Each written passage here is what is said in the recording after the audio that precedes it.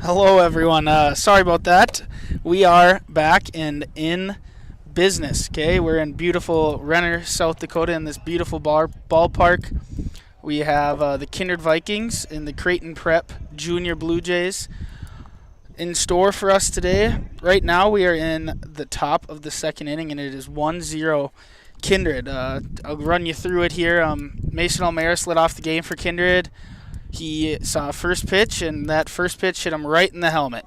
Ear hold him, and took a first base, and ended up stealing that base, getting moved over on a wild pitch, and then scored by a sac fly by the third batter, Carter Schmitz. And then after that, Nick Thompson grounded out into the shortstop for the third out to end the top half of the first. And then the Junior Blue Jays came up to bat. And Paul Rubbery, their catcher, had a leadoff single. And then their two-batter, Ryan Hannigan, lined out into the left fielder, Connor Rowland. And Connor Rowland threw a strike all the way back to first baseman Jack Packer and doubled him up.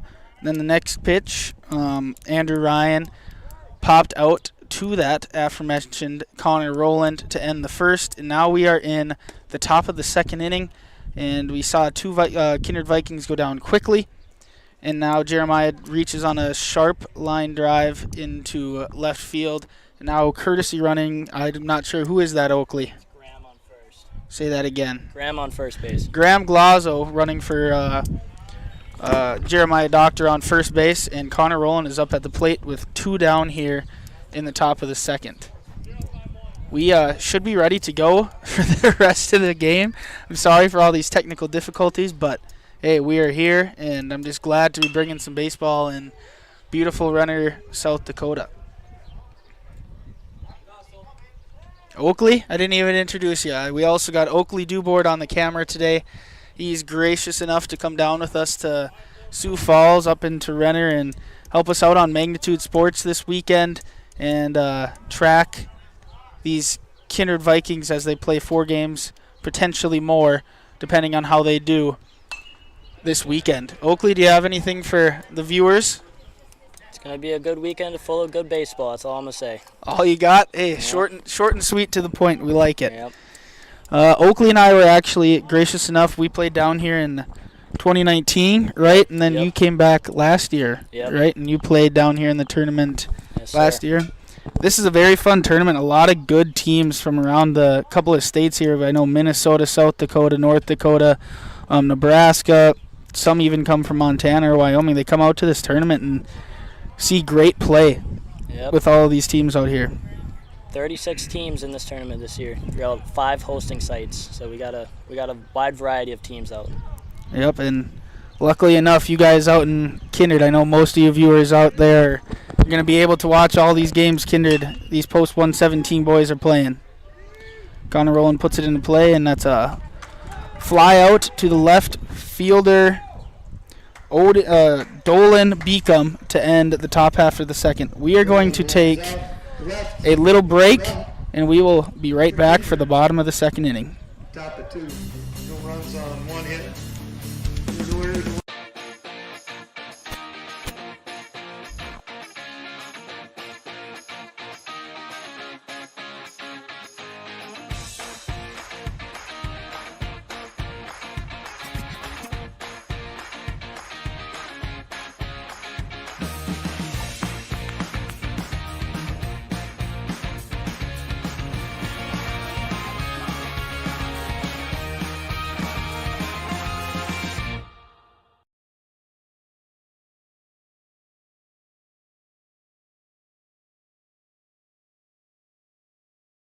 Buying, selling, or leasing commercial real estate or farmland in the Fargo-Moorhead and surrounding area?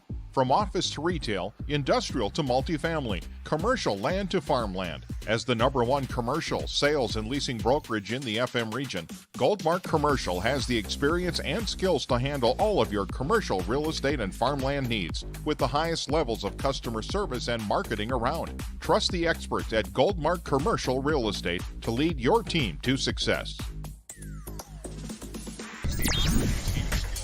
Welcome back, everyone, to Renner, South Dakota. Now we're gonna see these Kindred Vikings in the outfield and these Creighton Prep Junior Blue Jays up to bat. We got Jack Wold on the mound. Jeremiah Doctor behind the plate. Nick Thompson at third. Lucas Klebundy at short. Carter Schmitz at second. Jack Packer at first. Connor Rowland in left. Oh, before I finish that's a ground out to big old 45 Jack Packer, and he takes it himself for the first out of the inning. In center field, we got Matt Pearson, and in right field, rounding up the lineup, the fielding positions, we have Mason Maris in right field. That was beautiful camera work to get that ground ball while I was just talking away by Oakley Dubord. One down here in the bottom of the second. Ooh. Jack Wold gets the hitter to hit into a ground ball to the shortstop. Unfortunately for those Kindred Vikings, Lucas Klebundy, I think, took his eye off it a little early. I think he was getting ready for the throw and just didn't look that thing into his glove. And Ryan Ewell makes it to first on the air by Lucas Klebundy. Do you think that's accurate there, Oakley? Yeah, I think he got a little too ahead of himself on that one. Now up to bat for Creighton Prep is Sam Bezoising. Creighton fans, if you guys are watching, I am sorry for these names. I'm going to try and do my best. But all I'm going to say is I'm sorry. That first pitch was a swing and a miss.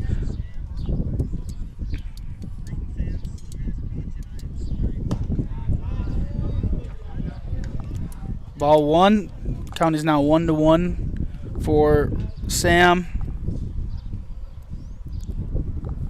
Runner on first base, reached on an error. One down here in the bottom of the second. Ooh, that pitch looked close. Right around. Right around. Blue behind the plate said, nope, that's a ball. Looks like these Creighton Blue Jays have numbered and wristbands for their play calls when they're up to bat and their pitches as well. So don't be surprised when these Creighton Prep Junior Blue Jays are looking over on those play cards for what they need to do. Oakley, was that a close play at first? It was. Dropped the baseball, though.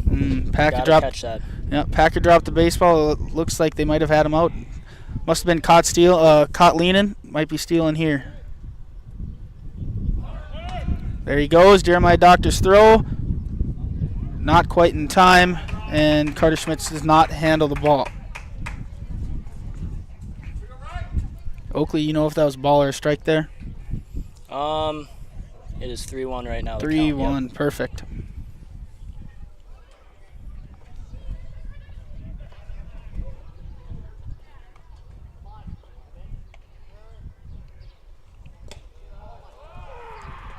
That is now ball 4. Sam now reaches first base. Now we got runners on first and second. Number 10, center fielder John Lysick. Now we have number 10, John Lysick, center fielder for the Creighton Prep Blue Jays, up to bat. Oakley, you know these play cards that these Creighton Prep team is using. Do you guys, I know you play out in NDSCS, Yep. Do you guys use those things out down there, or what do you guys do? Yeah, we've moved to these play cards, but it's interesting. A couple of the teams in our conference have gone to electrical play calling. So. Okay, yep, that's something that's new in MLB this year. Coaches can call the pitch from the dugout, and then these catchers behind the plate can just tap the buttons, and it goes straight to the pitcher's ear, and they don't even put pitch numbers down anymore. I don't know how I feel about it. How do you feel about that, Oakley? I don't know. It's a little too easy. I feel like it takes away a part of the game, but yep. I don't know. I wonder why they did that. Do you think the Houston Astros had anything to do with that? Very, very possible. I don't know. You can't pick these signs. That first pitch from Jack Wold misses high. Or second pitch, it's now 1-1. Ooh, that one looked close, a little high. Blue says, and 2-1. Vikings are hoping for a ground ball here to try and twist it and get out of this inning. Blue Jays are looking for a big hit to try and tie this game up. There we go. Don't mind Oakley here. He's Kindred through and through. So am I, but I'll try and stay bipartisan here as we call these games.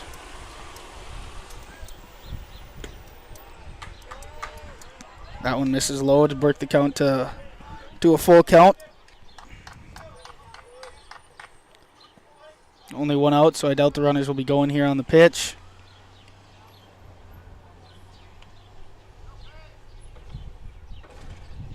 And the delivery, lined into left field. Let's see if they hold him. And they hold the runner. Connor Rowland just showed his arm last inning. I don't think that third base coach over there wanted anything to do with that arm. You think so, Oakley? Oh, yeah. That definitely had some influence on holding him there. Sorry, guys. Sorry you guys missed that play, but that was a great play. All the way. It wasn't even shallow left field. It was kind of deep, and he threw it on a rope. He does have the wind down his back on that throw, but he roped that thing over to Jack Packer at first and doubled him off. But now we have Bradley Richardson up to bat with the bases loaded for this Creighton Prep Blue Jays team. First pitch across from Jack Wold is a strike. Looked like at the knees. Good pitch. It's where you want to hit your pitches. You don't want to miss high with a caliber of team as this Creighton team is.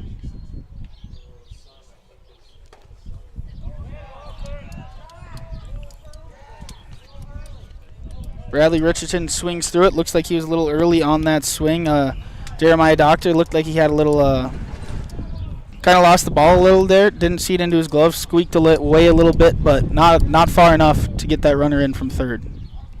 Oakley, you're a catcher there. Does that happen quite often? You kind of lose the ball a little bit, or? Oh yeah. Yeah. Sky color affects it. Maybe he got crossed up. Maybe that wasn't the pitch he was supposed to throw, but it happens. Yep. That pitch comes across. Looked like it was a little bit of bender for Jack Wold. Looked pretty good of a pitch, but I think it just came across the strike zone a little high, and the ump didn't give it to him.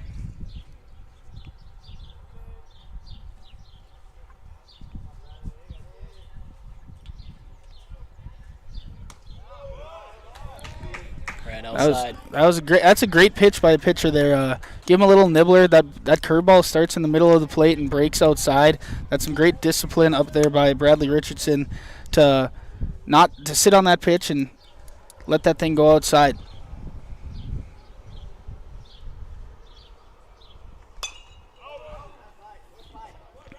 Richardson is working a great at bat here, Oakley. He's got behind 0-2. Saw a couple of close pitches that he laid off. Now he just fouled one off. Let's see if he can work out keep working this at bat and maybe get a hit out of this thing. Yes, sir.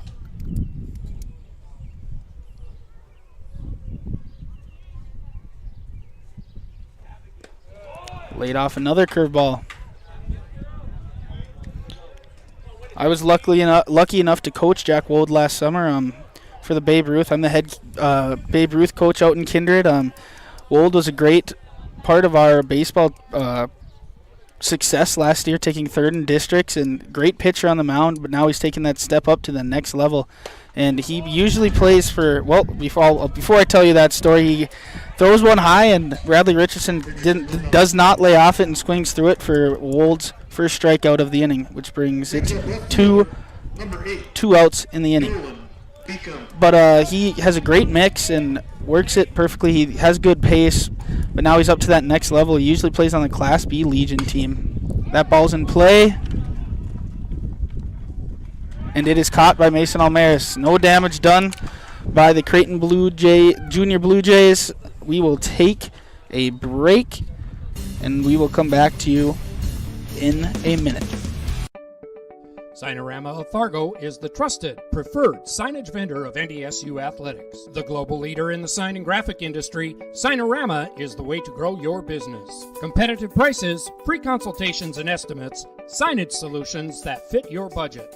Signorama is locally owned and committed to community support. Trusted by the Bison, be a championship business with Signorama. Call or go online at sarvalley.com. The Knickerbocker in Hickson, North Dakota is the place for you and your friends to come and enjoy cold drinks, great food, and sports all under a friendly and fun atmosphere. Whether it's the Vikings, Twins, Wild, NDSU Bison, or one of your favorite teams, watch all the games at the Knickerbocker. Open Monday through Friday, 11 a.m. to 2 a.m., and Sunday, 12 noon to 2 a.m. You can find the Knickerbocker at 412 Main Avenue in Hickson, just a 10-minute drive south of Fargo. Take University Drive, head south until you arrive. If you're looking for a bank or insurance agency that offers big bank products and small town service, then Kindred State Bank and Insurance Agency is the way to go. Live in or near the Kindred area? Stop in and chat with a friendly banker or insurance agent about all of the convenient services and features they offer. Kindred State Bank and Insurance Agency are your neighbors who are here to help you grow and develop. Kindred State Bank and Insurance Agency. Member FDIC, Equal Housing Lender. Online at kindredstatebank.com. Welcome back, ladies and gentlemen. To start the top of the third inning, we have Jack Wold, the pitcher, for these Kindred Vikings post-117 team. 9 top for the Kindred Vikings goes Jack Wold, Mason Almaris, Matt Pearson. We've been hearing those horns ever since we got here, Oakley, about around 4:15. They're working on the train tracks out here, and they're making sure no one is coming when they're going across the road.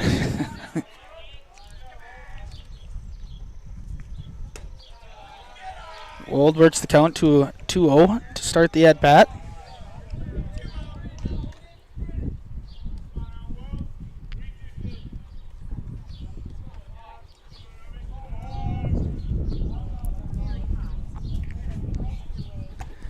Now a 3-0 count. Wold is working this into his favor here. I did not see if Josh Almaris gave him the green light there. We will see if Wold wants to attack this pitch. If I'm a betting man, he will not attack this pitch. What do you think, Oakley? I say he lays off. Yep, right down the heart of the plate and just let that one go across.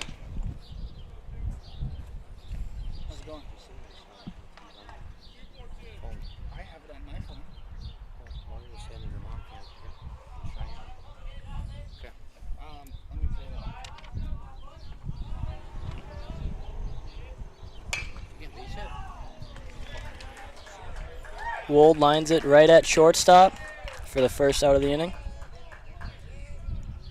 Thompson lines out short, first out. She was saying that Danielle can't. 20 people watching right now. Just type Kindred versus Creighton prep. Okay. Well,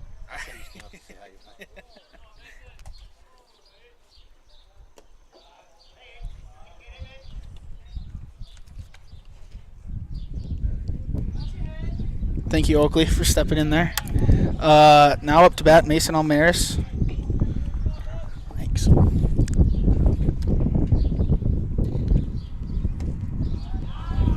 You got the count 1-1 here, Oakley. Yep.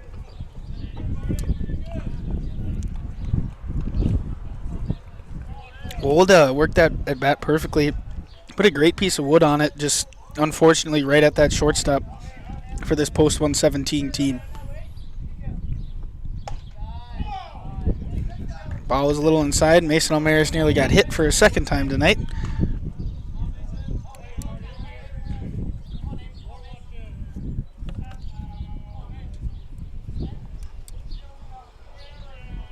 Mason Almaris is hitting .375 for this post-117 team this year.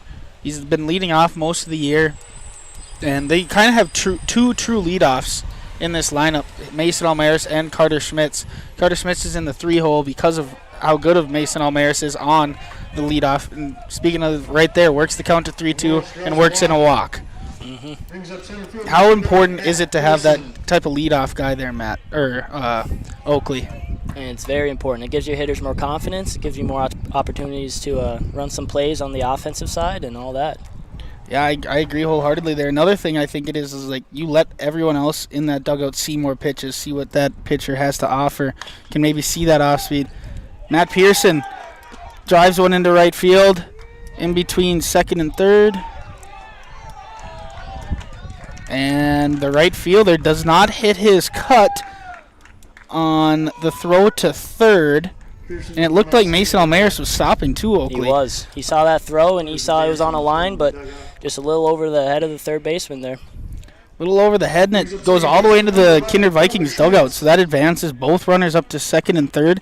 Now with one out here, we got Carter Schmitz, and he is leading the post 117 team with the batting average of .393 with 1 RBI on the year and 9 runs scored. So this is the one guy that it's already gotten an RBI tonight, so he's up to 2 on the year. And all he had to do was punch that thing into right field. He did his job perfectly, got a fly ball, and scored Mason Almaris from third. What are you thinking he's going to do here? Do you think he's going to try and work that same type of thing, same type of swing locally? Yeah, I think he's going to try to sit back, and he's going to try to do just enough with this baseball, not trying to do too much with it. He knows his job. Yep, and that's something Josh Almaris, he coached me for 6 years, he coached you for 4 years. Yep. It's something he preaches, everything. When you get up to that plate, know what your job is. It's not just when you're in the field, it's also when you're at the plate and on the bases when you're running. You always have to know what your job is as a hitter and as a runner and as a fielder. And I think he just did his job. Yes, he did. That's another RBI for Carter Schmitz on the night. He shows 0 for 0 or 0 for 1 now because the first one was a sac fly, but that one's just an out, but he gets that RBI. Brings up third baseman number 24, Nick Thompson. Now we have Matt Pearson on third with Nick Thompson up. Nick Thompson was one of the major reasons Kindred did so well in spring ball this year. He was good on the mound, and I think he led the team in home runs. Yep. And I think it was close up there in average too, and he's in a perfect spot this summer with these 3 guys in front of him that get on all the time to hit in some more runs. On the year so far, he's hitting .385. He's got 3 triples and 4 RBIs so far, so he's a really good hitter in that batter's box, and also he can go up on the mound and pitch strikes and pitch great games. He just had a great game pitched on Wednesday of last week against the Fargo Post 400 Astros. Foul back. Count is now 1-2. This is a big at-bat for both teams here. If Nick Thompson can hit Matt Pearson in from third, that puts him up 3-0 in the third inning, and kind of puts that extra pressure on this Creighton Prep Junior Blue Jays. They don't want to fall behind 3-0 in the third, and big at pitch and big at bat here for the Creighton Blue Jays. Just as I said, they can't fall behind 3-0 this early in the game. Count is now 2-2. Here's the pitch. Ooh. Yeah, there we go. And Nick Thompson gets hit in the back again. That's the second hit batter here by pitcher Ryan Bartholomew. Now we have first and third here. I know Josh Almaris loves his first and third situations. Oh, yeah. Back when we were playing, we practiced this all the time on how we could get free runs out of this. Maybe a little early steal here. I'm not sure. It's early in the game. Nick's not the fastest, not the slightest fleet of foot on first, but we'll see. They got a very good, talented hitter at the plate now, too. And even though he isn't the fastest, he is one of the smartest. So yes, if they run something, he's going to know what he needs to do and get his job done. Yep, all you really got to do on that first baseline is get in that hot box and let your guy on third book it home and score before you get out. First pitch swinging there looked like off-speed. Packer thought it looked pretty and then dropped last second and swung right through the ball.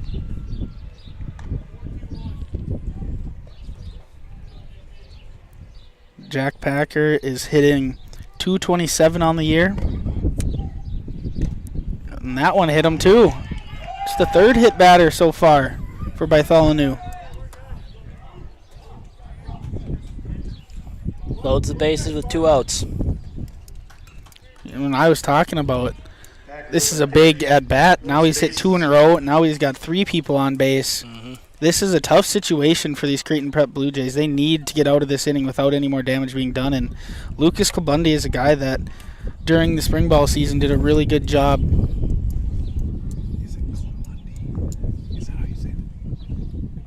Lucas Kabundi did a really good job in the spring ball season. He was high up in the lineup as well. And he loves these pressure-packed moments. He's one of the hardest workers on this Kindred Vikings team. Always at the weight room, always at the batting cage, always looking to get better, and great leader for this team. And what a great opportunity early in this game to try and hit in some more runs for this post-117 team. Yep, he's going to try to keep this momentum going for the Kindred Vikings here. Brings up shortstop, number 6, Lucas Clemente. Kindred is 4-4 on the year so far, with wins against Fargo Post 400 Astros, 2 wins against the Post 2 Fargo Jets, and 1 against Devils Lake.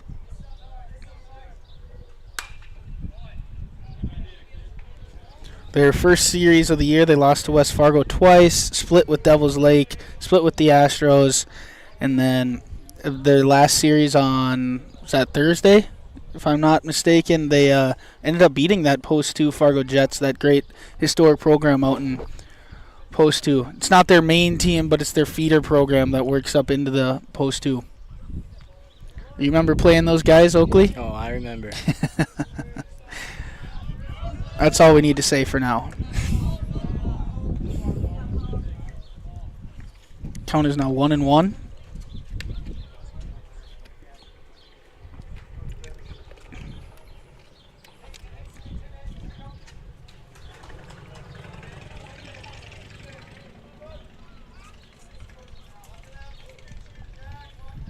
Bartholomew is taking a long time in between these pitches with Kabundi.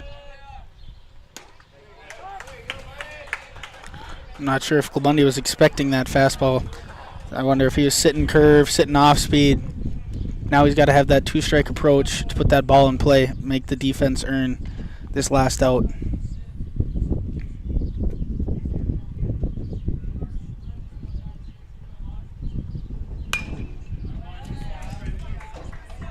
Looked like a little off speed there. Kabundi just waited. Didn't get a full swing on it, but got enough to get that ball foul and see another pitch.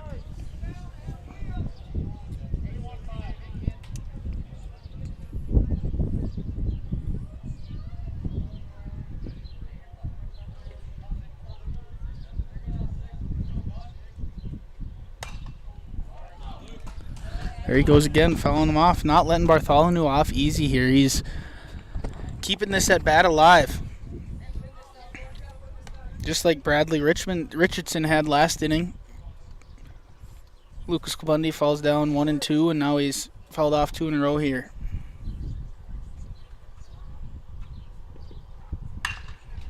Puts it in play.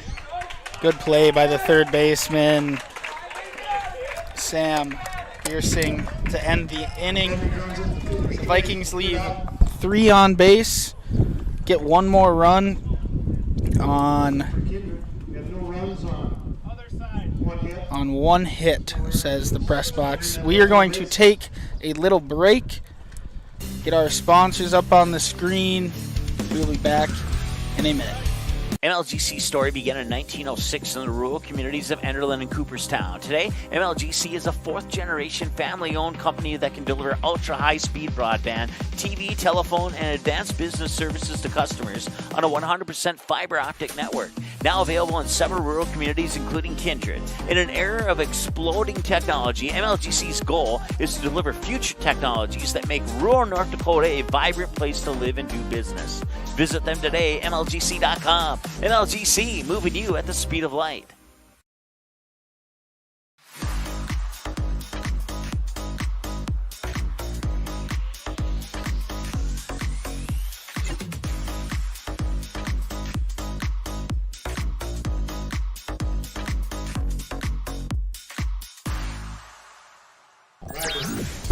Welcome back. Creighton Prep Blue Jays are now to the top of their lineup, and Paul Ryberg.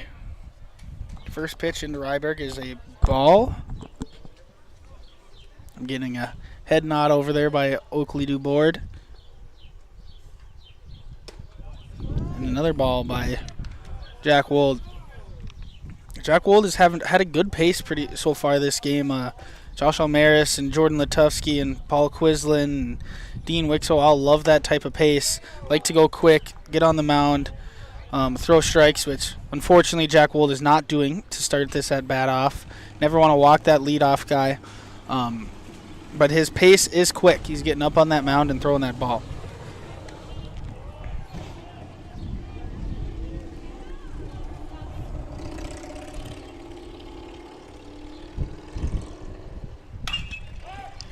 Ooh, that one is hit.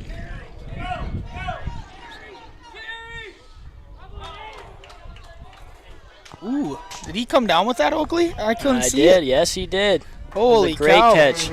That ball was hit high and far. Mason Almaris had to track that thing a long way. Did he catch it right at that warning track? He did. That wind carried it quite a bit. He had to readjust a couple times. Off that bat, I thought it might have a chance.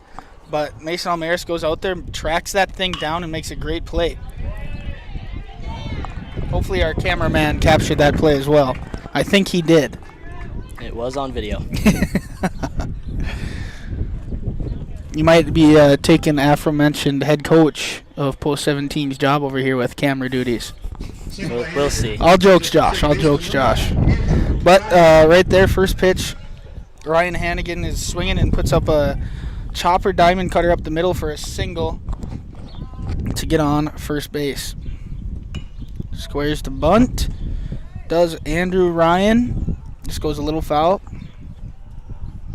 Not sure if that was supposed to be a base hit bunt or a sack bunt. I'd assume if he's putting it down third base line, Nick Thompson's pretty far in right now. I'm not sure if he's going to try and hit it for a base hit bunt, but they're going to give him 2 outs here in this inning. It's kind of tough when you only got a guy on second.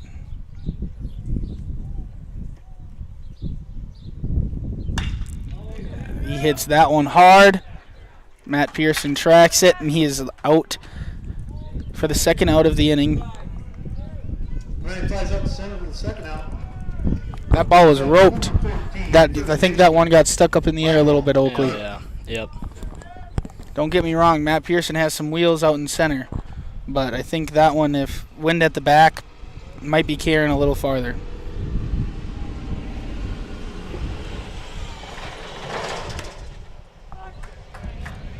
Strike one with a little breaking ball by Wold.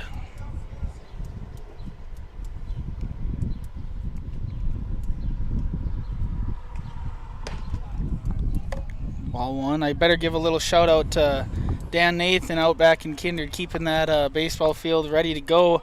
I know we got a lot of games next week, but he says he's on his recliner watching Oakley. Can you believe it? He's not out at the field. It's hard to believe. That one ball is hit hard.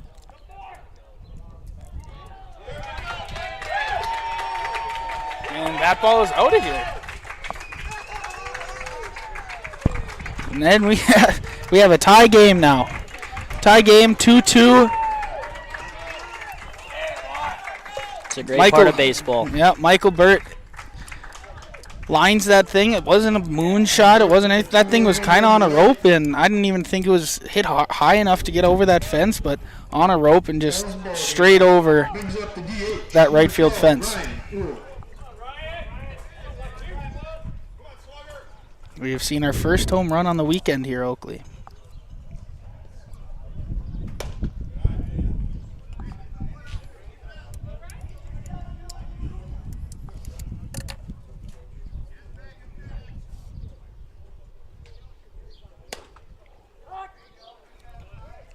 Wold evens the count, 1-1.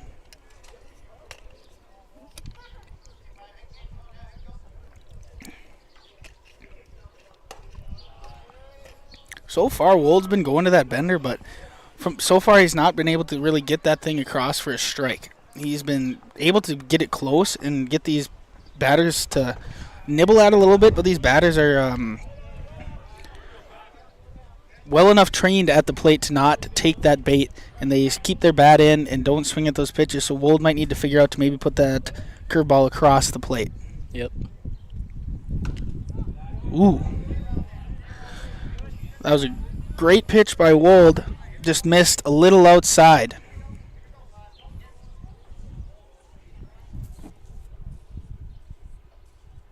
The 3-2 inside for ball 4. Who draws a 2-out walk, brings up third baseman, number 11, Sam Vespasian. And the trend continues. 2 out base runners. Yep. For both teams.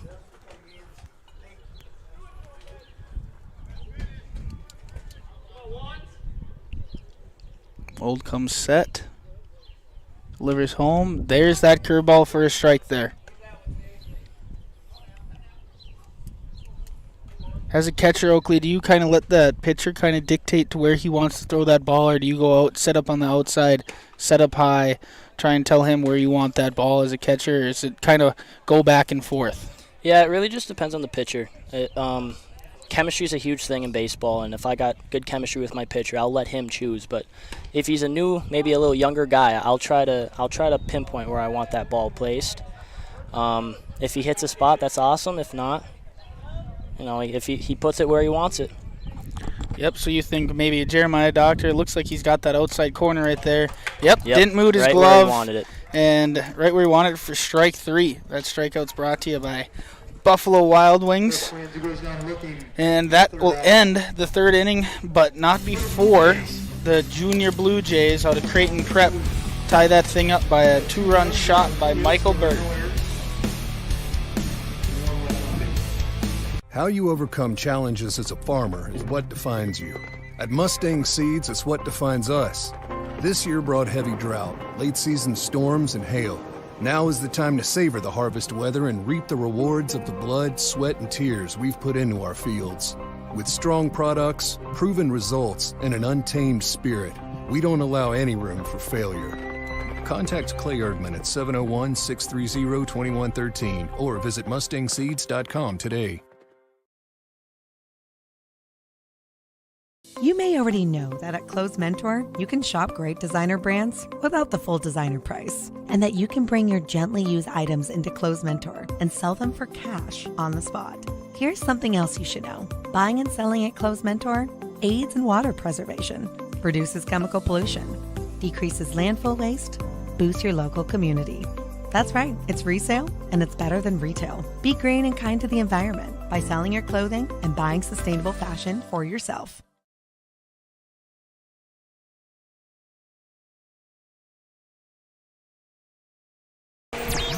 Welcome back. We are in the top of the 4th inning here in Renner, South Dakota. To lead off for Kindred, post 117 is catcher Jeremiah Doctor.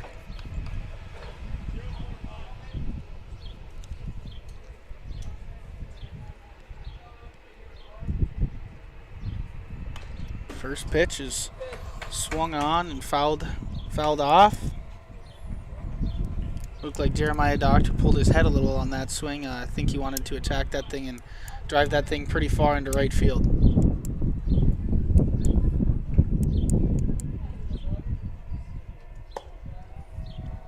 Count is now 1-1.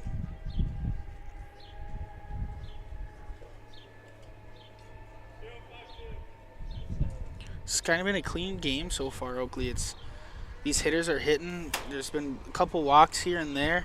One error by Lucas Klabundi, but other than that, one error. We've been error-free ball game here to start this game. Something you love to see at this level, and makes the game so much more enjoyable to watch, right? Yep. This tournament's going to be full of that too. A lot of well-prepped teams, and these teams know what they're doing, and they'll do it good.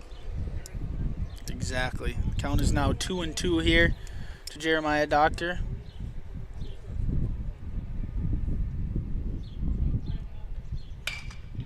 Punches that thing over into left field. It's sailing foul. And stays foul, goes into that bullpen over there. Oakley, you notice that they have turf lines, not all the way to the bases, and they got a turf mound, and then it's grass and regular everywhere else. Mm-hmm.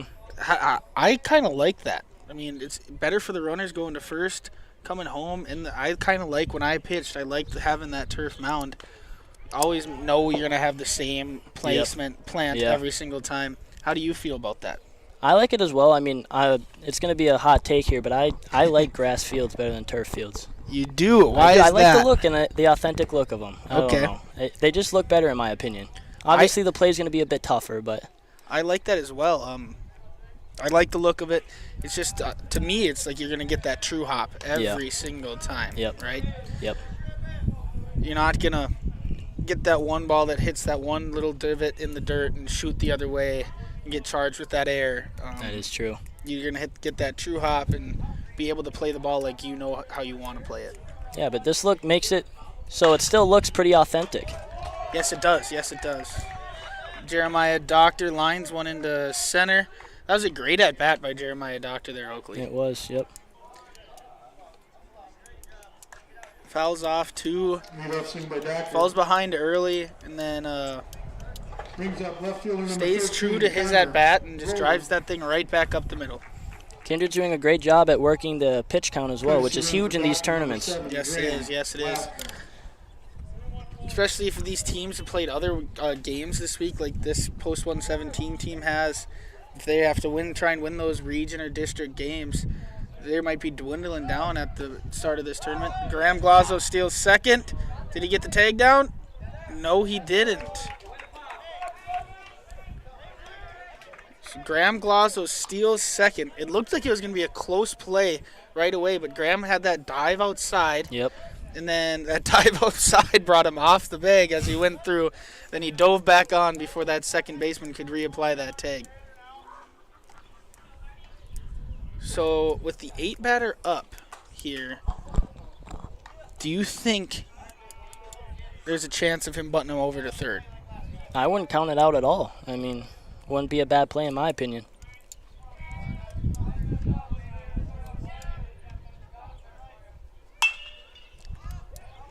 Ball's drifting foul and falls down for, I think the count is 1-1 here. I think that was the first strike.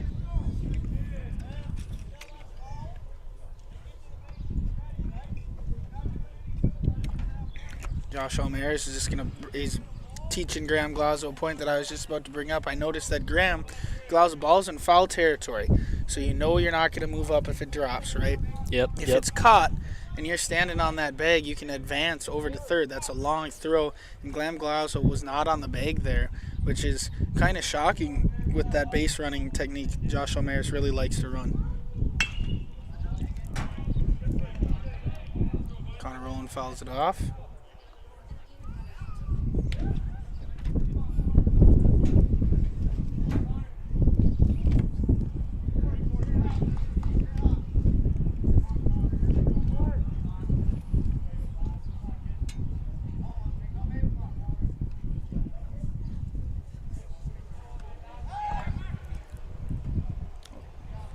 A little pump fake throw there by the pitcher. Yep, Bartholomew making sure Graham Glazzo's staying true over there at second base. Not let him get too far off and maybe attempt to steal third. Here's the pitch to Rowland. Fouls it off again. 3 straight foul balls. It's something we've talked about already this game, and it's still only the 4th inning. These Vikings batters are having great at-bats. Yes, both teams, that is. Yes, both.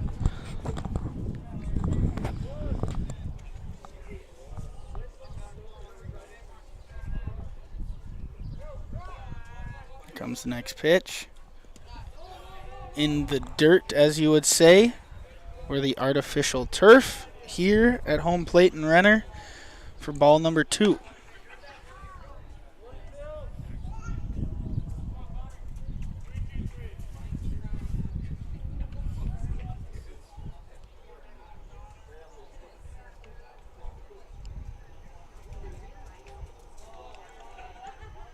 Oh.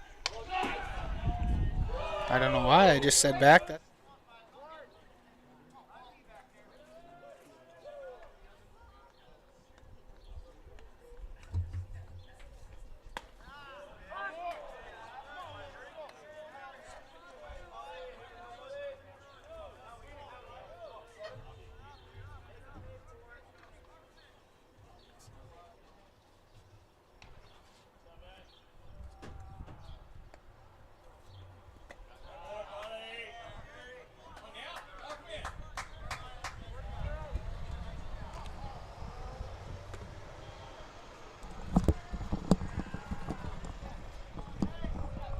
Test, test, test.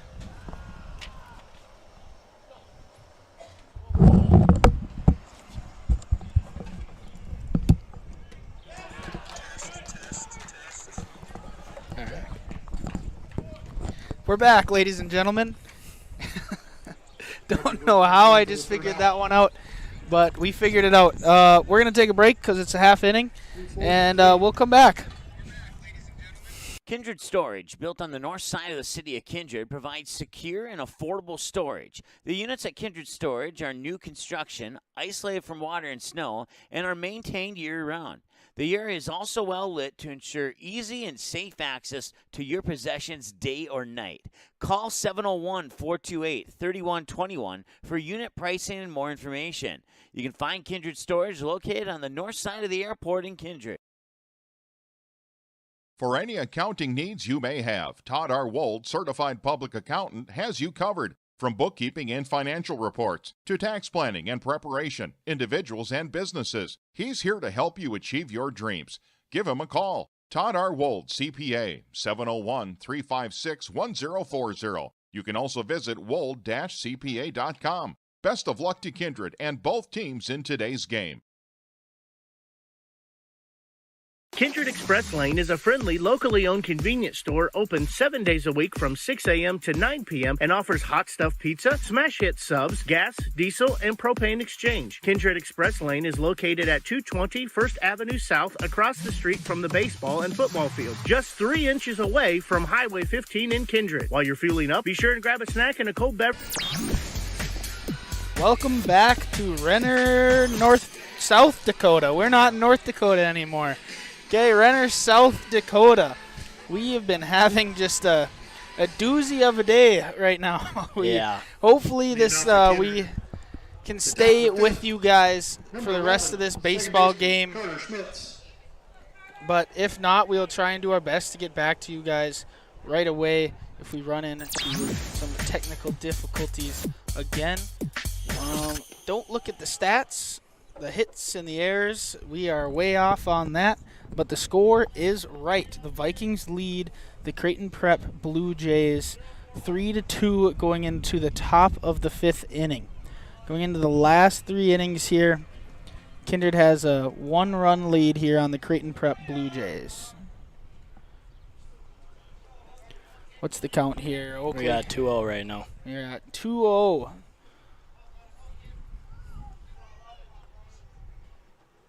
Make that 3-0. Jack Wold has pitched 4 pretty clean innings for this post-1-7 team out of Kindred, North Dakota. The one scratch in his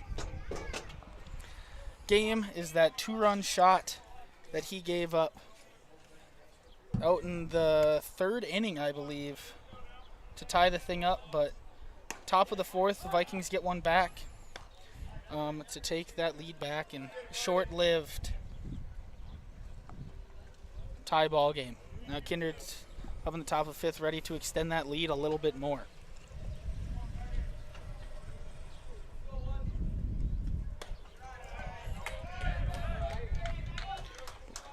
Carter Schmitz leads off the top of the 5th. Leadoff walk brings up third baseman. Walk. Number 24. If I'm a betting man, he is Nick Thompson. he is stealing second at some point in this. More than at-bat. likely. Well, if a new pitcher, it looks like it, a coach is bringing the glove out there. Yep.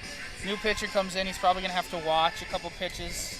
At least watch the first pitch if he has that slide step or that big high leg kick.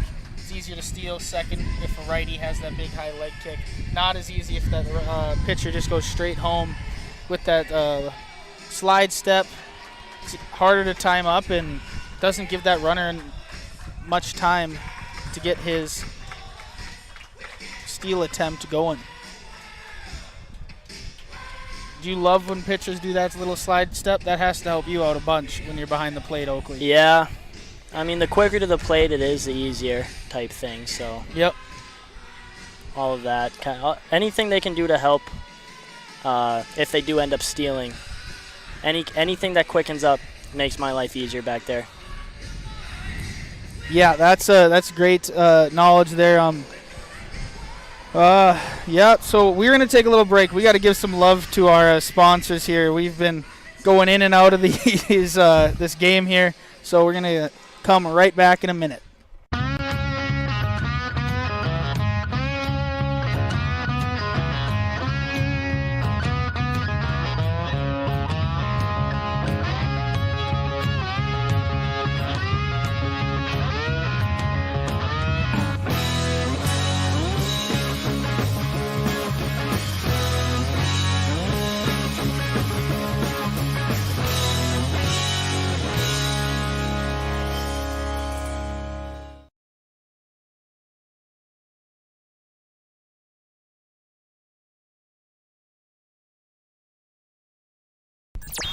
Back to the top of the 5th inning here in Renner. Now up to bat we have Nicholas Thompson. Nick Thompson actually was on the spring ball team. He's actually went to high school in Richland, North Dakota.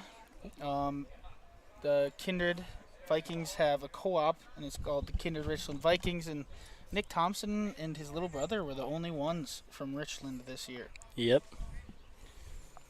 That ball was high for ball 1. Nick swung right through that one. I think that one was going to go away as if he made solid contact with that one, Oakley. Just off by a little bit. You heard the foul tip there. Yep. Went straight back into that catcher's glove. You know what surprises me so far is Carter Schmitz is not taking off for second yet. Yeah, they might just be trying to read the tendencies here, trying to get a feel for the pitcher. He's got a little more speed than the last guys, so that could be a factor as well. By the looks of it, he has a high leg kick. Yep. So Carter has very, very, very good speed over at first base. I'm surprised. Usually Josh, in talking with Josh, he kind of gives his players that are good on the base pass a kind of on you type of situation there. If you feel like you got him timed up pretty well, don't be afraid to steal second, maybe even steal third sometimes. Exactly. Nick Thompson draws a walk.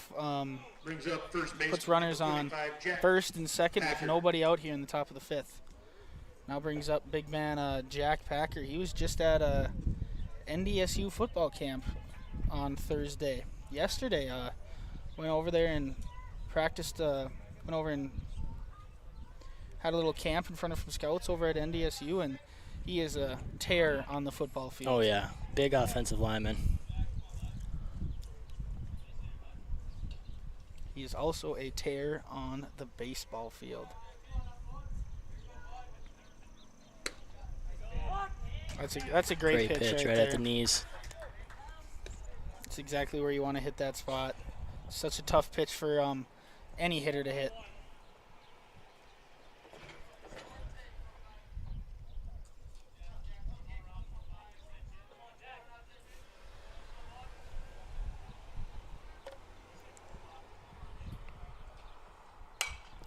Jack Packer follows that one straight back, nearly hits that RV over there.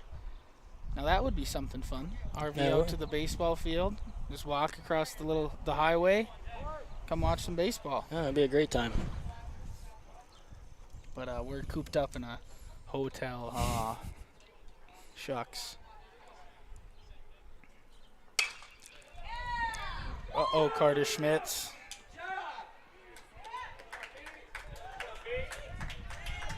Well, Jack Packer lined that thing right to that left fielder. Left fielder ran in about 10 steps and catches that ball. Carter Schmitz is lucky. He's freaky fast. Yeah. And that left fielder fell down to his knees, or else he looked like he was going to get doubled off on second. You notice how he ran through second like he was running through first there too, Oakley? Yeah, yep. The wind maybe had something to do with that one too. Seemed to kill it just a little bit. Yes, it did. Off the bat, that seemed like that thing was going to go. Yep. Lucas Kabundi is swinging on the first pitch. And that one did hit the RV. And that one hit the RV. We might have to pan this camera on and get a good look at that RV. It's going to have a couple dents in it by the end of the night. Looked like Lucas Kabundi was trying to base hit bunt there, trying to get that third baseman was kind of standing even with the bag, didn't really move in, and he doesn't really move in on that type of situation. That'd be first baseman moving in and trying to get that thing down the line with his speed. If you can do that, it's basically a free hit. Yep, very hard play to make. Pitcher's got to come out and field his position.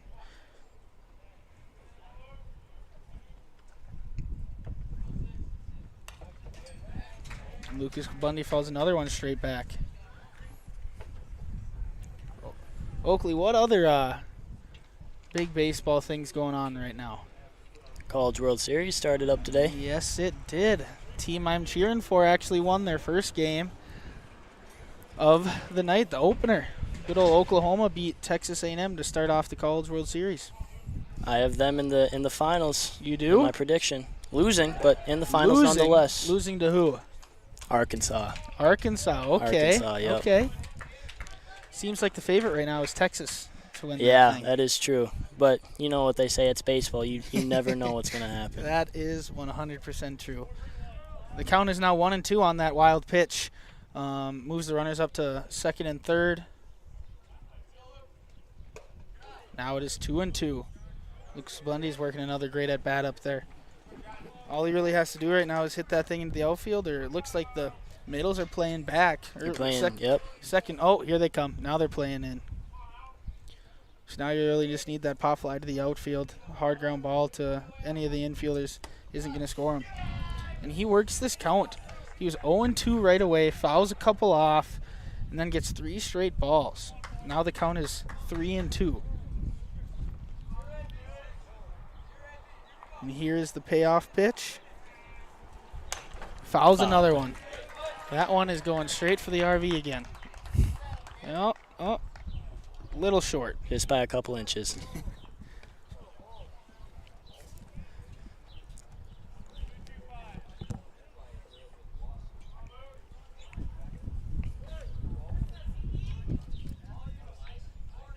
Here's another 3-2 pitch. And he puts it in play. Carter Schmitz is caught going to third.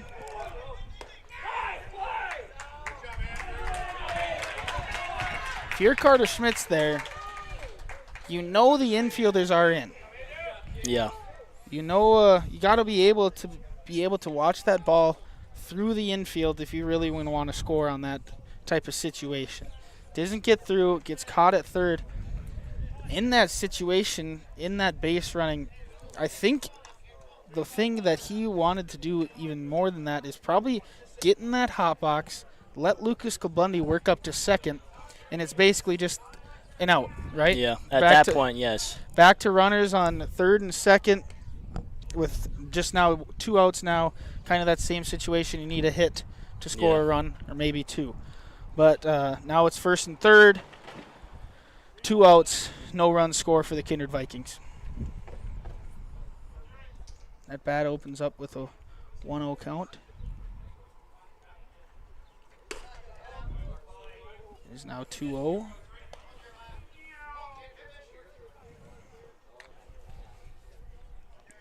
Josh Omaris is quick with his signs over there.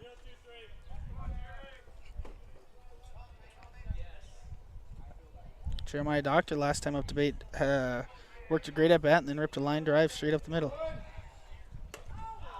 And that is another ball. If I'm not mistaken, the count is now 3-0. Kind of looked like Lucas Bundy had him timed up perfectly in what could have been maybe even an early steal. Yes, I was thinking early steal attempt too, but pitcher was not fazed by that at all. Nope. Pitcher zoned in on the hitter here. He knows he's got 2 outs. Knows it doesn't really matter if just as long as he gets this last out. Jeremiah Doctor's watching that pitch all the way in.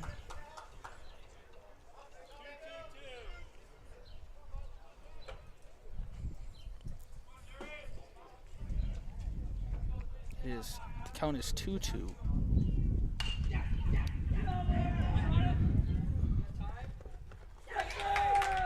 And pitcher works out of this inning, works out of that jam with no runs, and goes and fields his position, what he needs to do. Ground ball on the right side of the infield to the first baseman. He travels over, gets the first, and gets that last out.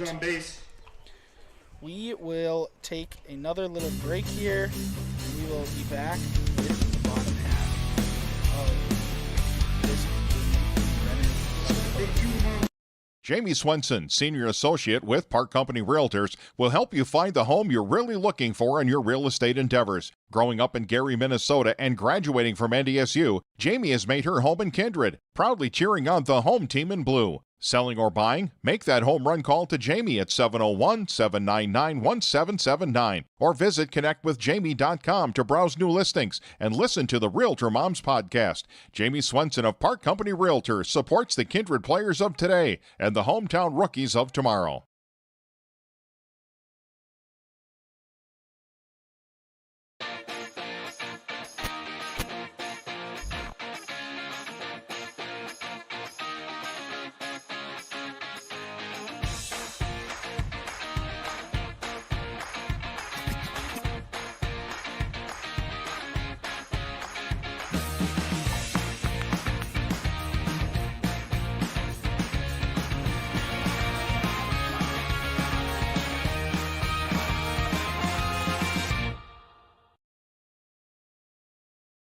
Buying, selling, or leasing commercial real estate or farmland in the Fargo-Moorhead and surrounding area? From office to retail, industrial to multifamily, commercial land to farmland. As the #1 commercial, sales, and leasing brokerage in the FM region, Goldmark Commercial has the experience and skills to handle all of your commercial real estate and farmland needs with the highest levels of customer service and marketing around. Trust the experts at Goldmark Commercial Real Estate to lead your team to success.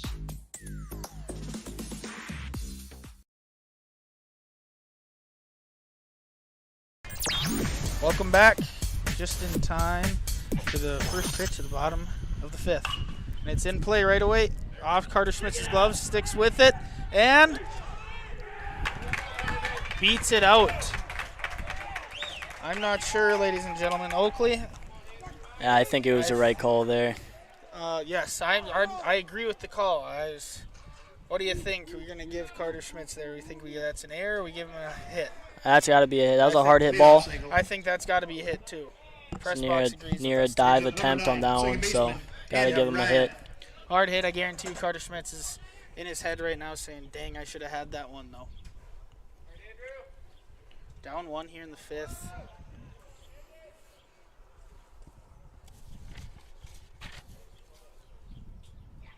Number 3 batter up. If he's in the 3 spot, usually that means he's there to drive in some runs, so I'm not sure if he's going to be able to, if he's going to be bunting here to bunt him over, but wouldn't be a bad idea.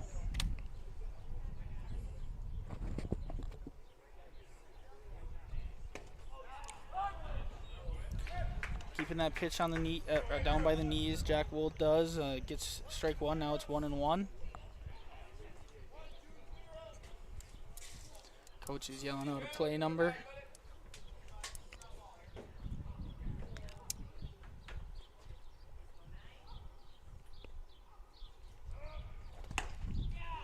There he did square to bunt, pulled back, and now it's 1-2. I doubt he's going to bunt now here. Yeah, we will most likely not see the bunt attempt again.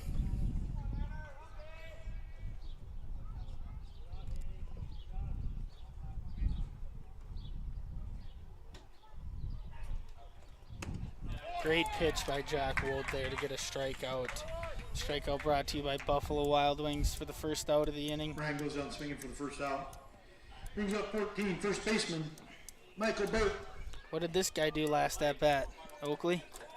I can't really remember. You're going to have to remind me. Last at bat, Michael Burt smoked one over that right field fence to tie the ball game up. If he does it again, it'll actually take the lead for Creighton Prep Junior Blue Jays. And that ball left in a hurry. It was a very hard hit baseball. Yes, it was. Wold, knowing what happened last time, opens up with a curveball, leaves it about a foot short, puts it into the dirt. 1-0 count.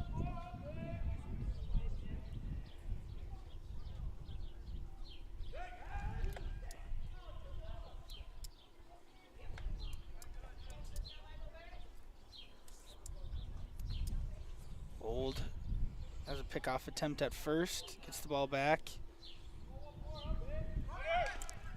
Usually you like to see him more quick. Looks like runner was going there. But Michael Bart had something to say. Could have been a hit and run in play. Trying to get that shortstop over to cover as lefty's up to bat. Trying to punch that thing over into right field.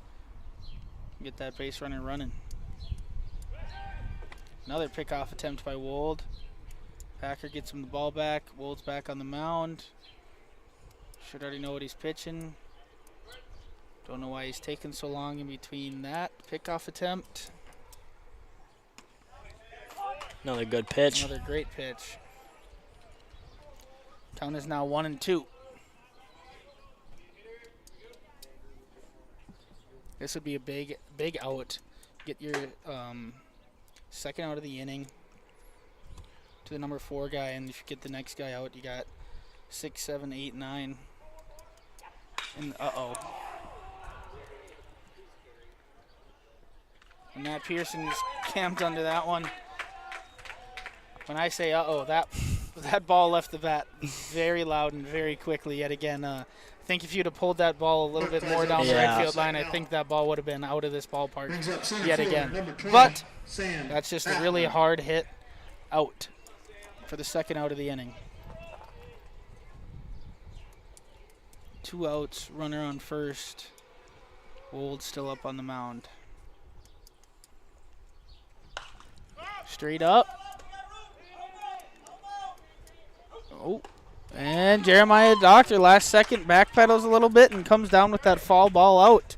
And that ends the 5th inning with the score of 3-2 Kindred. We will be back in a minute. Signarama of Fargo is the trusted, preferred signage vendor of NDSU athletics. The global leader in the sign and graphic industry, Signarama is the way to grow your business. Competitive prices, free consultations and estimates, signage solutions that fit your budget. Signarama is locally owned and committed to community support. Trusted by the Bison, be a championship business with Signarama. Call or go online at sarvalley.com.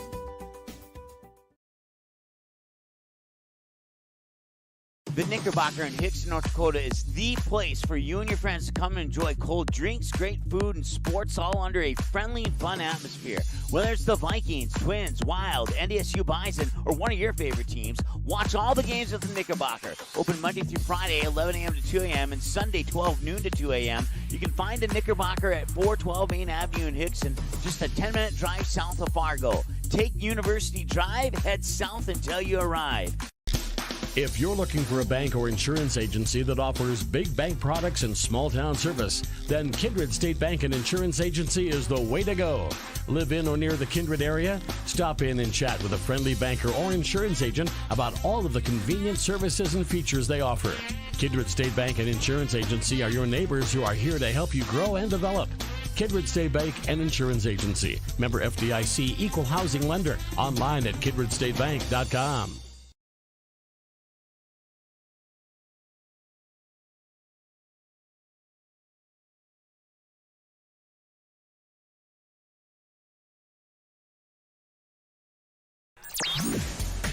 Welcome back, fans of baseball. We are now in the top of the 6th inning in Renner, South Dakota, with the score of 3-2 Vikings over the Creighton Prep Blue Jays. Connor Rowland out in front of that first pitch for strike number 1. Fouls that one straight back. 0-2. Timed that one up a little bit better, Oakley. That first swing looked like he was a little too far out in front. Yep, he's getting there.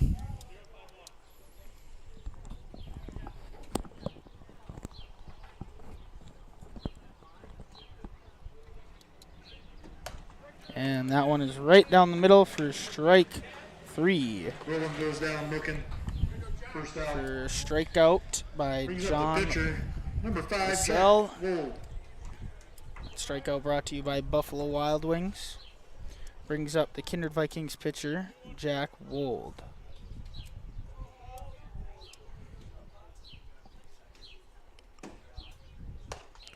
That one's high and inside for ball 1. Wold nearly had his helmet fall off his head, moving his head back so fast, giving himself whiplash. Fouls that one out of play.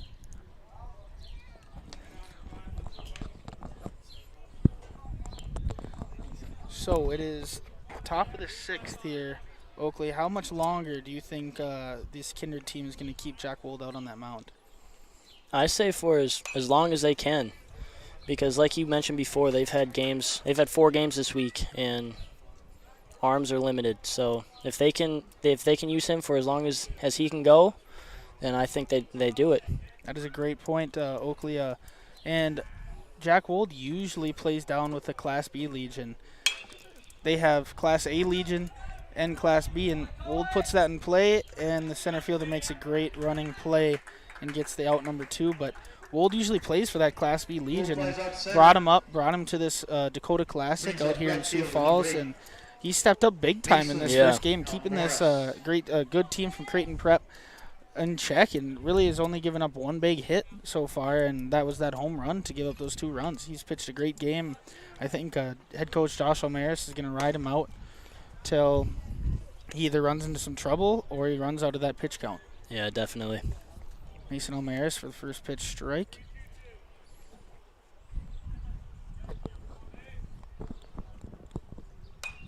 Fouls it straight back, now 0-2.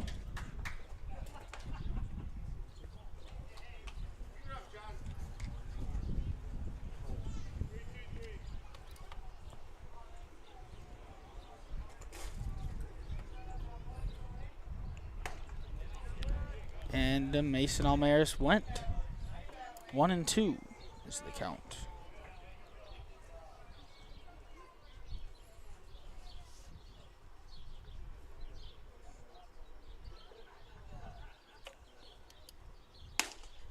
Ooh, that was a great nibble by LaSalle up on the mound. Mason Almaris, that leadoff batter he is, knows that ball is a little outside, doesn't swing, and gets to a 2-2 count.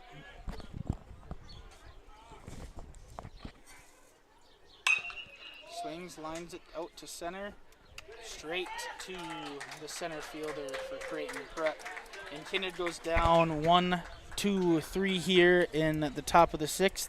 And when we return, Creighton Prep will be coming up to bat in the bottom of the 6th. MLGC's story began in 1906 in the rural communities of Enderlin and Cooperstown. Today, MLGC is a 4th-generation family-owned company that can deliver ultra-high-speed broadband, TV, telephone, and advanced business services to customers on a 100% fiber optic network. Now available in several rural communities, including Kindred. In an era of exploding technology, MLGC's goal is to deliver future technologies that make rural North Dakota a vibrant place to live and do business. Visit them today, MLGC.com. MLGC, moving you at the speed of light.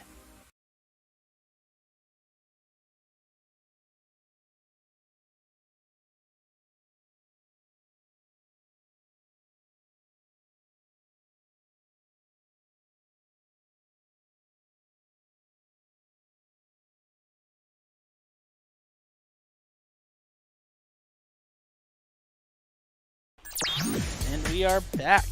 Leading off for the Blue Jays. Third baseman, number 11, Sam Poyancy. Okay, leading off for this junior Blue Jays team, it's Sam Poyancy. If that's what the PA guy's going with, that's what I'm going with. Okay? Oh, and he puts it in play right away. Nick Thompson gloves it, throws it to ground, and it hits that lip in the grass, goes over Jack Packer's head, and reaches on the air by Nick Thompson at third. That's one of the, being a first baseman when I play, that's one of the toughest ones to try and judge. I mean, you wish they would get to the dirt so you could reach out and kill it when it's still at the dirt, scoop it. But when it's still in that grass, you kind of got to play it back. And when it takes that ugly hop like that, there's really no chance for you on that first base bag. Yep.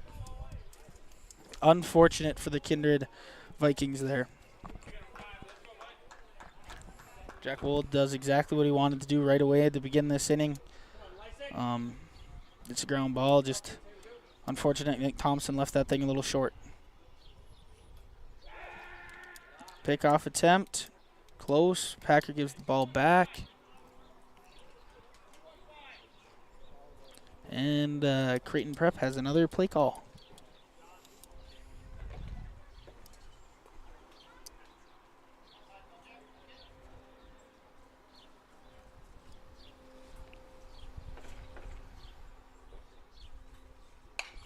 Bunt down the first base line, goes foul for strike one.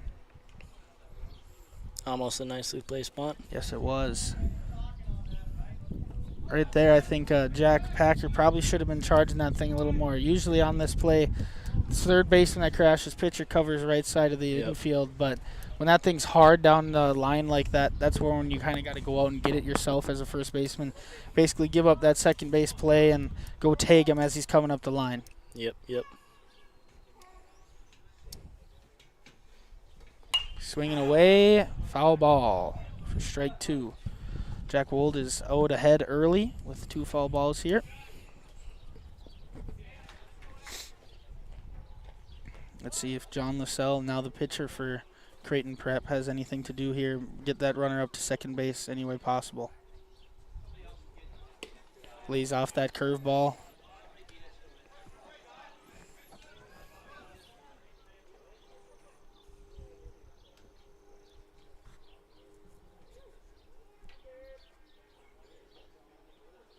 Here comes the 1-2. Another curveball. Left that one a little low. It's a great pitch. That's where you want to leave that curveball. And good discipline by the batter as well. Yes, it is. Laying off that. It's a very tough pitch to lay off. Now John Lascelles worked this thing into a 3-2 count. Back to a full count. Down 0-2 early and then takes 3 straight balls. A couple pitches there that are tough to lay off as a batter.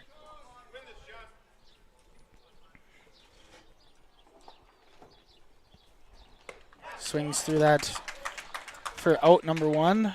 Another strikeout by Jack Wold. If you're hungry, don't be afraid to go stop out by Buffalo Wild Wings. One out brings up. Now up to bat, Right fielder, Bradley 15, Richardson. Richardson. And I know you are getting pretty hungry here, Oakley DuBoard. I think we're going to go over to that steakhouse right out down that behind that third base line over there right after this game. I am looking forward to it.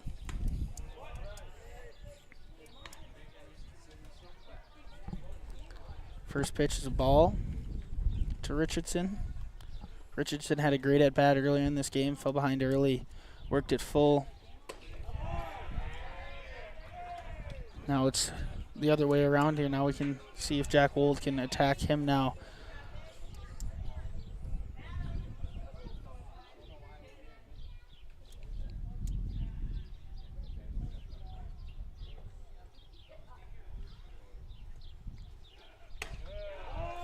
Ooh, looked like the ump behind home plate really wanted to Really call a strike there. He flinched up, and then he realized, that one's a little high. So now we're at a 3-0 count. See if he can battle back here and make it a full count here, maybe. Yep, just vice versa, just what we just saw. Here's the pitch. Ooh. It's a way to start it. 3-0 swing when the pitch is in the dirt. No coach is ever happy with that swing right there, Oakley. Nope. Must have had the green light, but just got a little too excited and swung at that pitch.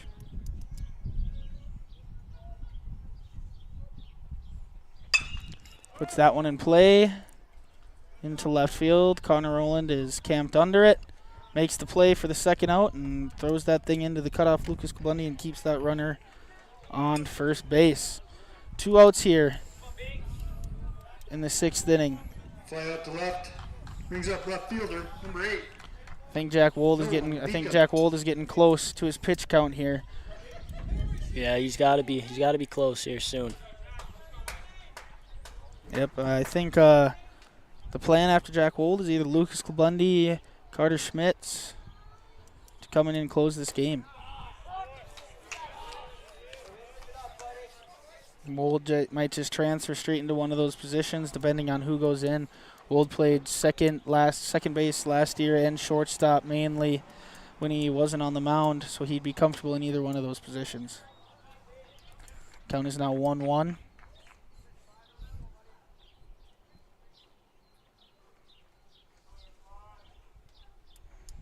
Here's the 1-1 pitch. Strike on the outside corner. That's a very good, very well located pitch there to get strike number 2. Batter wanted that one too. Yes, he did.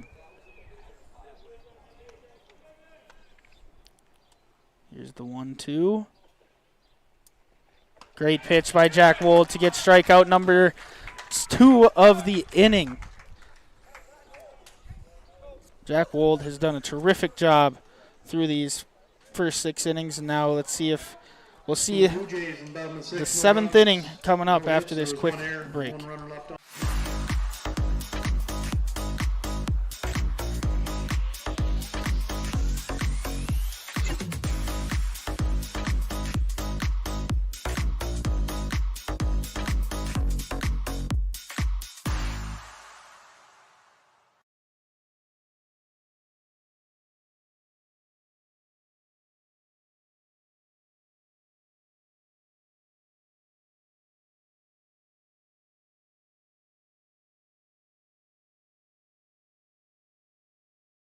How you overcome challenges as a farmer is what defines you. At Mustang Seeds, it's what defines us. This year brought heavy drought, late season storms, and hail. Now is the time to savor the harvest weather and reap the rewards of the blood, sweat, and tears we've put into our fields. With strong products, proven results, and an untamed spirit, we don't allow any room for failure. Contact Clay Erdman at 701-630-2113 or visit mustangseeds.com today.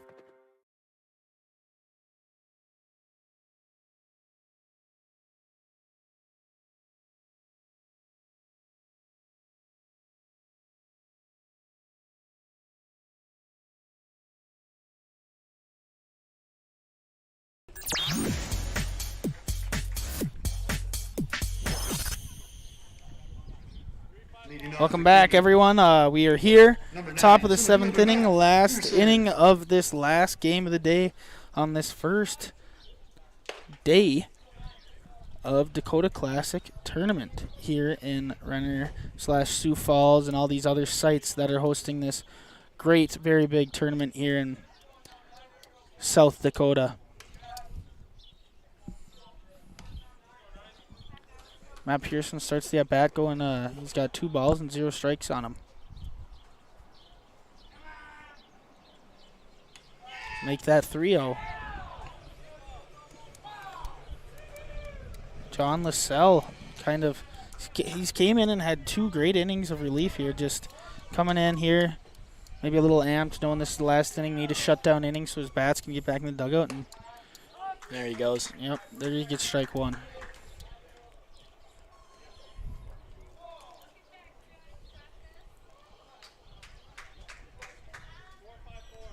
It's the first one we've seen tonight where the catcher doesn't really put that thing right back onto that pitcher's glove.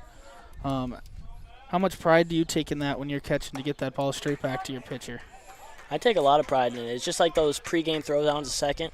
You see some catchers just lobbing them in there, but I mean, I take a lot of pride in getting it there quick and making everything look super clean if I can. Yep. Another big thing is it could kind of delay that game too. If you want to get back in your dugout, make sure you make that good throw out to your pitcher. Yeah, his pitcher's on a groove right now. Yes, so he is. Any bad throw, get him out of it real quick. Makes him go get the ball. Takes him longer to get back on the mound. Matt Pearson pops it up in foul territory. Third baseman's camped under it for out number 1. First out of the inning, it brings up Carter Schmitz, third batter in the lineup for Kindred post 117.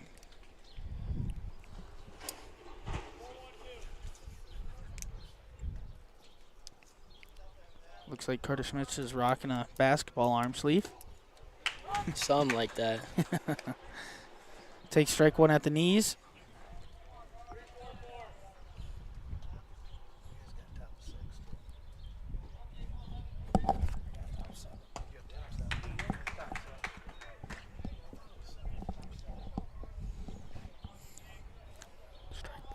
Strike ball there. Yeah, they got a 0-2 on the scoreboard. 0-2.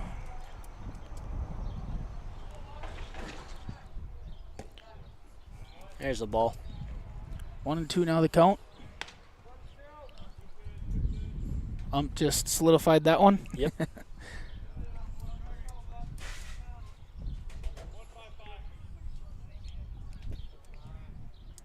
Carter Schmitz didn't like that wait time and decided, hey, you're waiting on me here until I get back in that batter's box. Leaves that ball up, makes it a 2-2 count. Yet another great at-bat here in this game. We've seen plenty of them. I wonder if that's why this game has taken as long as it's taken, Oakley. Definitely one of the reasons. That's a strikeout for John Lascelles to get the second out of the inning. Schmitz goes down swinging for the second out. This is a great game here, folks. It's been tight this whole time, whole game. Both teams have been playing clean baseball.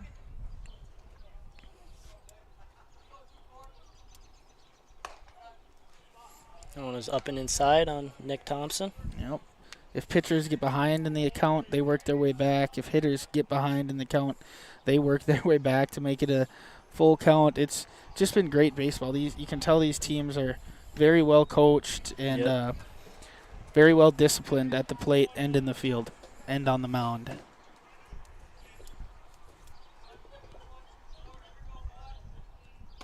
That was a great off-speed pitch there. Those are the ones you kind of get frustrated with as a batter. You're sitting 2-0, you're like, okay, give me a nice little fastball down the middle, and then he drops in a great off-speed for strike one.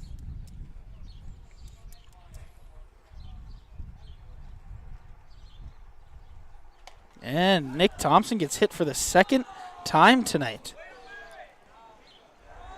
He fell down a little bit. That one hurt a little more than the first one, I think.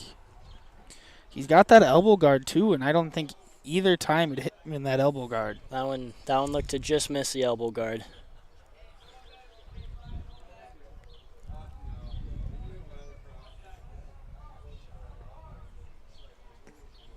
Hopefully Nick Thompson's okay over there at first base. It looks like he's staying in the game. Just a little stinger. Yeah, he's a tough guy. Hey, Doug Lingen always likes to say, no pain, no gain. Ball one to Jack Packard.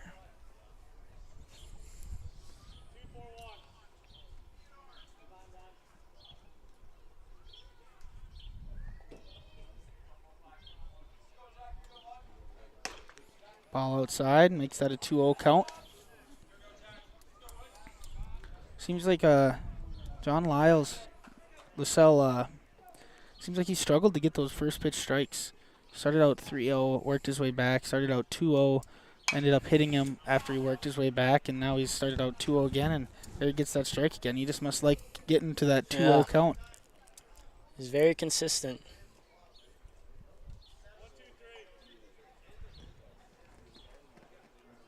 Those foul balls against a session stand. Looks like Graham Glaus is going to go be a pinch runner for Nick Thompson. Maybe try and get him to second base here. Just a little more wheels out there. From what Josh Almaris just said to the ump there, it looks like Nick Thompson will re-enter after the Vikings get the third out of the inning, which will make Graham Glaus not be able to come into the game. And there's John Lascelles off speed again. He's putting that thing across the plate. And yet we see another 2-2 count. Twos are wild on that scoreboard right now, Oakley. Mm-hmm.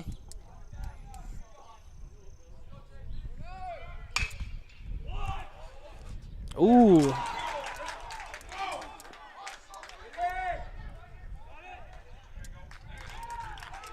That's a tough one right there, Oakley. I mean, you put that ball in play. That's a hard hit ball.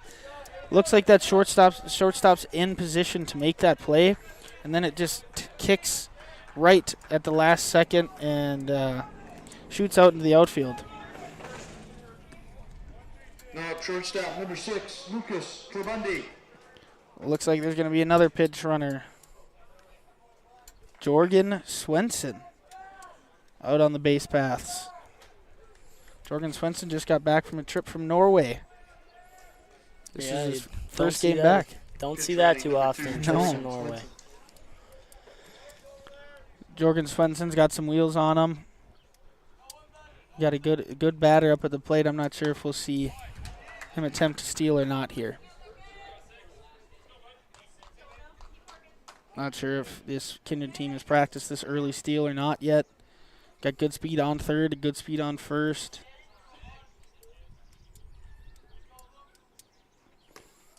Off speed, Lucas Klabundi lays off.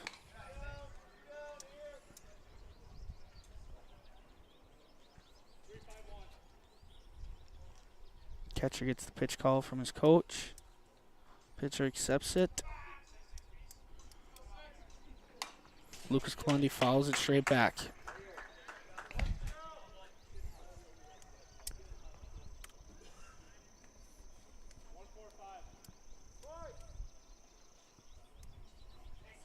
I think we might be seeing the bender again here, Oakley.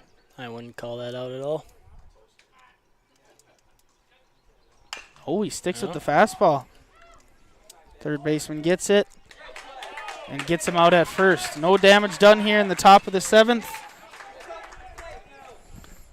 Creighton Prep, excuse me. Junior Blue Jays are going to come up to bat here in the bottom of the 7th right after this break. You may already know that at Close Mentor, you can shop great designer brands without the full designer price, and that you can bring your gently used items into Close Mentor and sell them for cash on the spot. Here's something else you should know. Buying and selling at Close Mentor aids in water preservation, reduces chemical pollution, decreases landfill waste, boosts your local community.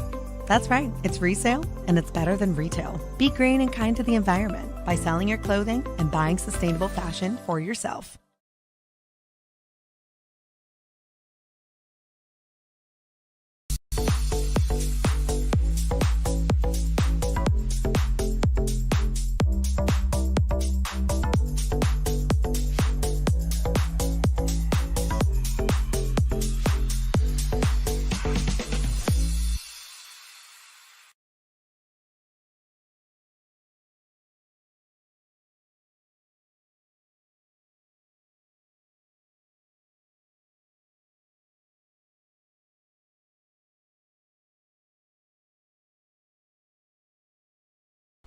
Welcome back here. This is the first pitch of the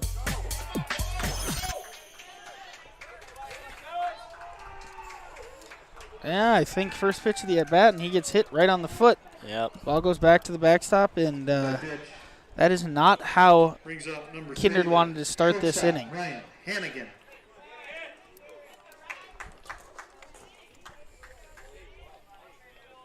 That automatically, unless they turn a double play here for Kindred, is going to bring up that big bat of Michael Bart up in this inning.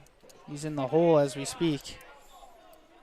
That is not what you want to hear at all, looking back in this game. Puts the ball in play. Ooh, Nick Thompson was playing in, expecting bunt. They do not bunt. Single to left. Brings up number 9. And just like that, there's a guy on first and second, no outs. If I'm betting now, there's going to be a bunt laid down here, Oakley. You got the biggest bat up on the on-deck circle. Put the two guys in running scoring position. Definitely. It's a big lead over on second. There you go. There's the bunt. There you go. That might be a base hit bunt. That's going to be close. And he does it. Base hit bunt. Nobody out. Bottom of the 7th. Bases loaded for the only guy to hit in a run for this Creighton Prep Junior Blue Jays. Moves the bases. Beautiful bunt. Beautiful, beautiful bunt. If you're a Viking fan, you are scratching your head at how this just unfolded here. Very quickly. If you're a Creighton Prep fan listening in with us right now, you guys are sitting very pretty right now. Hit to the outfield, automatically scores 1. Could drive in that game-winning run. And I think just by watching this game for 7 innings, I think he got the guy up you want up at the plate in this situation. Oh, yeah. Every ball he has hit so far today, folks, has been a line drive. One of them left the ballpark. One of them was nearly the deepest part of center you could get to. this is going to be a tough out here if they leave Jack Wold in this game. Jack Wold is up for this pressure moment, and it looks like he is staying in this game. Kindred fans, right now, I think infield could probably play middles back, take a double play. Yeah. Corners have to be in.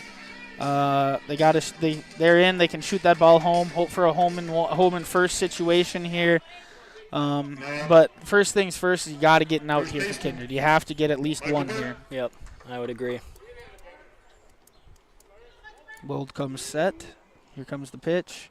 First pitch off speed for strike one. Wold starts the at bat perfectly.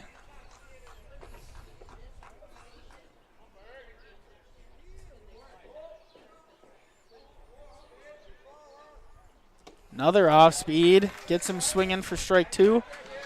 Oakley, He's way up. if you're behind the plate, what pitch you calling here? Judging from those first two swings, he's hit fastballs his first two at-bats. His hard hit balls have been fastballs. I'm giving him a curveball here. Yeah, I think you have to go with the curveball here. Does it again. Good hitter, and Michael Bart lays off that one in the dirt this time.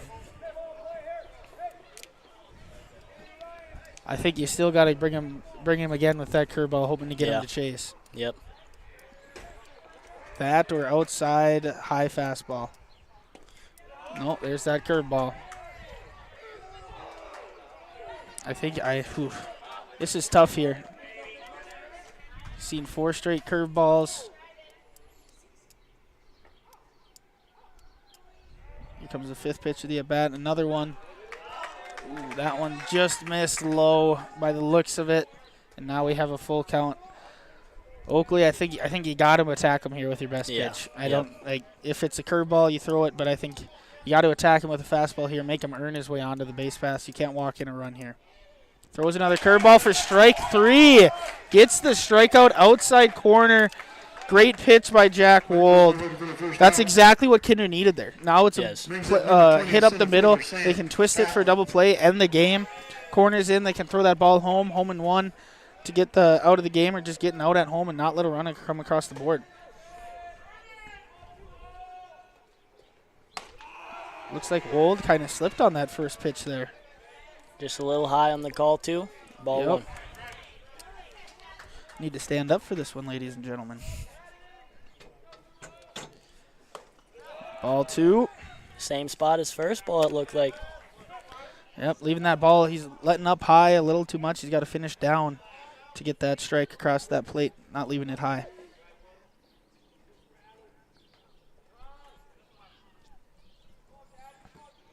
Wold didn't throw a fastball in the last at bat, and his first 2 pitches are two fastballs to start off here.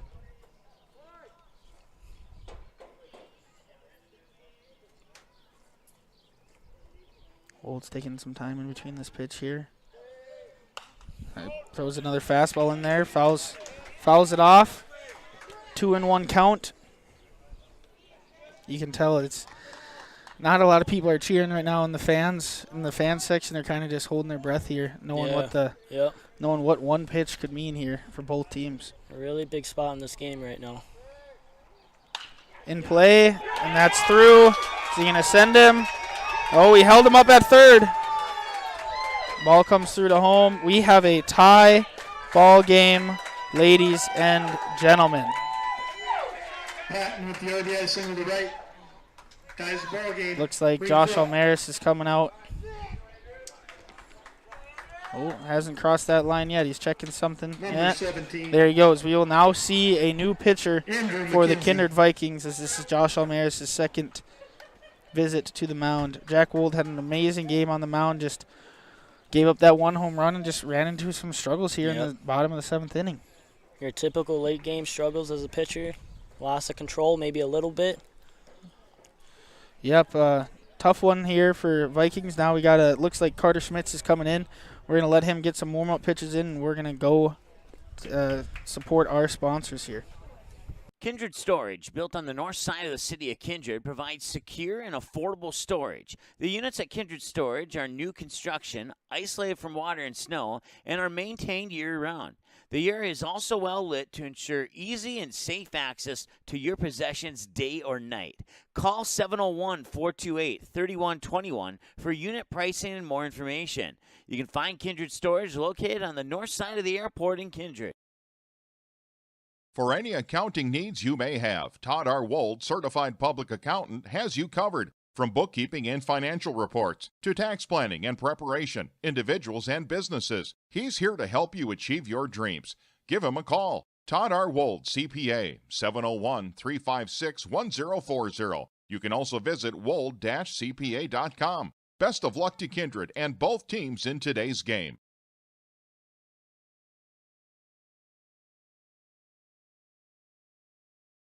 Kindred Express Lane is a friendly, locally owned convenience store open 7 days a week from 6 a.m. to 9 p.m. and offers hot stuff pizza, smash hit subs, gas, diesel, and propane exchange. Kindred Express Lane is located at 220 First Avenue South across the street from the baseball and football field, just 3 inches away from Highway 15 in Kindred. While you're fueling up, be sure to grab a snack and a cold beverage for the road. Kindred Express Lane wishes the Kindred Post 117 Vikings the best of luck in the East Regional Baseball Tournament. Go Vikings!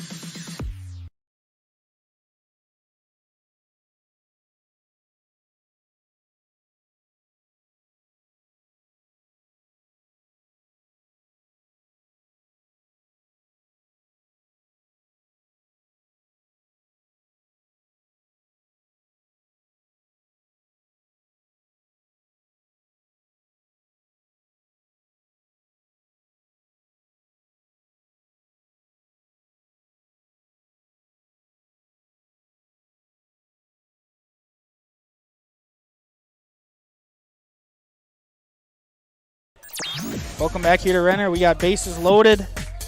1 down, tie ball game here. Infielders are in.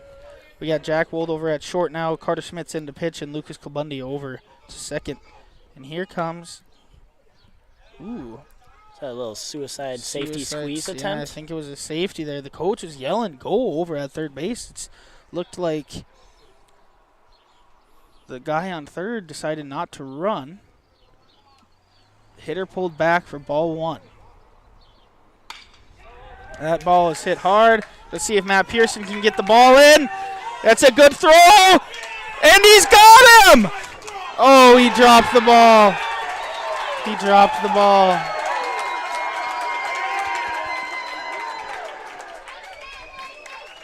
And Creighton Prep Junior Blue Jays win the ball game 4-2 here in the bottom of the 7th. Heartbreaker for Kindred.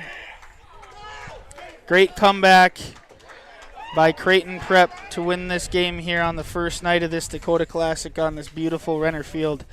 We're going to take a little break. What an exciting finish. We'll come back with moment of the game and player of the game.